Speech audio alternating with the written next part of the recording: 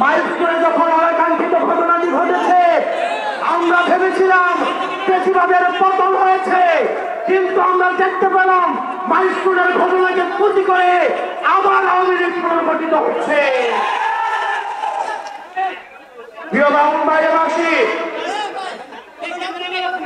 আমাদের ফ্যাসিবাদ বিরোধী প্রত্যেকটি রাজনৈতিক দলকে আহ্বান করব,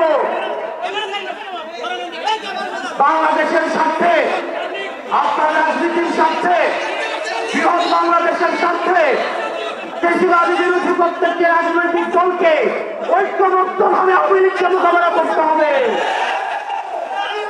একই সাথে সাথে একই গণতান্ত্রিক উত্তরণের জন্য আমরা যে সংস্কার প্রস্তাবগুলো দিয়েছি, এই সংস্কার প্রস্তাবের আশু বাস্তবায়নের মধ্য দিয়ে একটি গ্রহণযোগ্য নির্বাচনের দিকে যেতে হবে, যেটির পূর্বে বিশ্বমান বিচার এবং সংস্কার নিশ্চিত করতে হবে। আমাদের আপার হাউসে অবশ্যই বিয়ার নিশ্চিত করতে হবে। বান্ডেল থাকলে প্রতি সেনমানিতে টাকা বাঁচবে।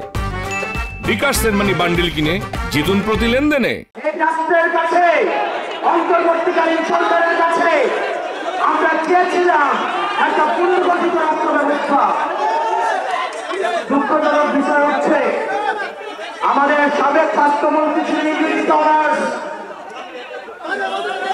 আমাদের বর্তমান স্বাস্থ্যমন্ত্রী হচ্ছে বাংলায় অনার্স।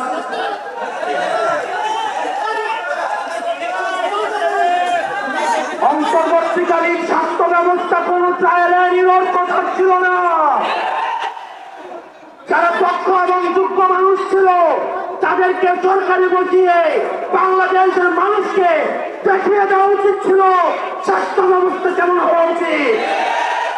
অত্যন্ত পরিতাপের বিষয়, আমরা দেখেছি একটা ভঙ্গুর স্বাস্থ্য ব্যবস্থা, একটা অযোগ্য স্বাস্থ্য উপদেষ্টাকে দিয়ে এই স্বাস্থ্য ব্যবস্থা পরিচালনা করতে। বাংলাদেশে কোনো ডাক্তার ছিল না, অযোগ্যতা, অব্যবস্থাপনা, একটা ক্লাসিক এক্সাম্পল সেট করে দেওয়া হয়েছে স্বাস্থ্য উপদেষ্টার মধ্য দিয়ে।